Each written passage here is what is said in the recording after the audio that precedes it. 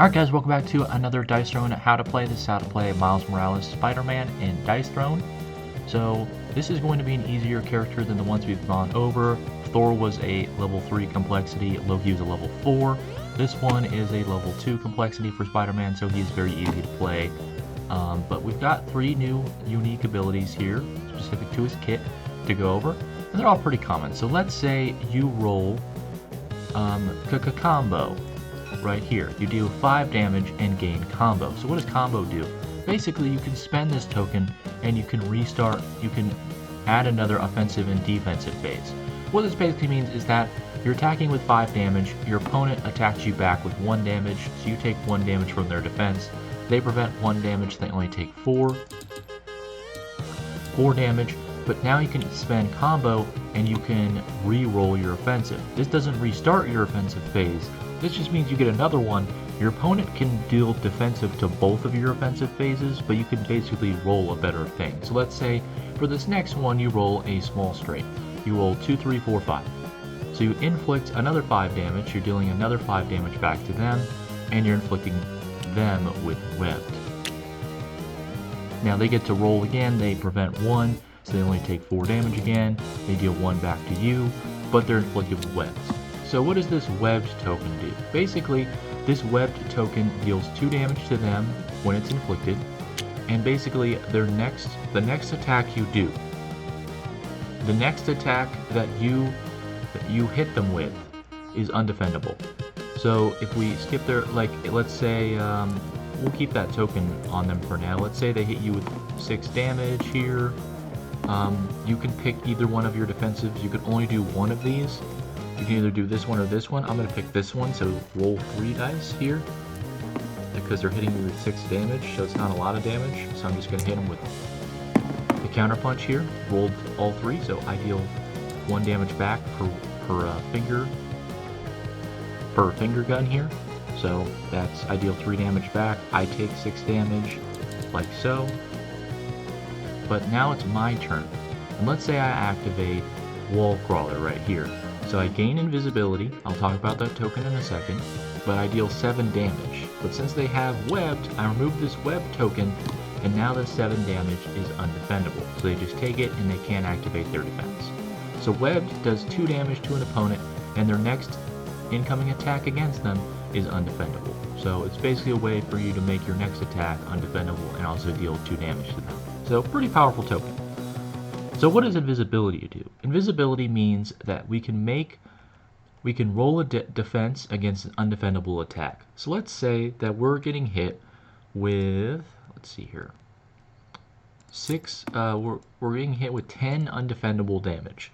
So we would take 10 defendable damage. But we can spend this invisibility token to roll defense against an undefendable attack. So basically cancels out and makes an undefendable attack defendable. And what I would do for this is I would roll this one right here, and let's say that I roll a 6. If I don't roll any 6s, then nothing happens, but if I roll a 6, I prevent half damage. I can also discard an invisibility to roll an additional time. I'll explain that in a minute. But since I rolled a 6, I'm only taking 5 damage instead of 10, and now this 10 undefendable damage was defendable because of the invisibility token. Okay, so what does it mean over here if you discard an invisibility to take an additional roll attack? Let's say that you have an invisibility token, you're getting targeted with 10 defendable damage, and you should decide that's a lot of damage, I'm going to try and block it. Well, on this roll, you would block it and only take 5 damage. But let's say that you rolled a 2 and a 5.